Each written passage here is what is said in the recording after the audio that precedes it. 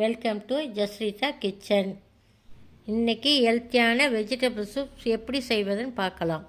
அதுக்கு தேவையான பொருட்கள்: கேரட்டு, பீன்ஸு, சின்ன வெங்காயம், சவு, வாழைத்தண்டு, மிளகுத்தூள், உப்பு, பெருங்காயம், பூண்டு. குக்கரில் 1 ஸ்பூன் ஆயில் விட்டு அது காஞ்சதும் சின்ன வெங்காயம், பூண்டு பொன்னிறமாக வர்ற வரை வதக்கிக்கலாம். நம்ம அதில் வெட்டி வச்சுருக்கிற காய்கறிகளை ஒன்று ஒன்றா சேர்த்து பச்சை வாசனை போகிற வரையும் வதக்கிக்கலாம்.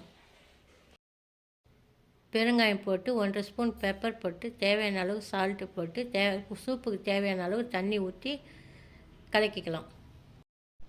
குக்கர் மூடி 3 விசில் வச்சு அடங்கந்தோம் மேஷர் எடுத்து நல்லா லைட்டாக மேஷ் பண்ணி இப்போ கொத்தமல்லி போட்டு 1/2 லெமன் பிழிஞ்சு எடுத்தால் சூப்பரான சூப் ரெடி.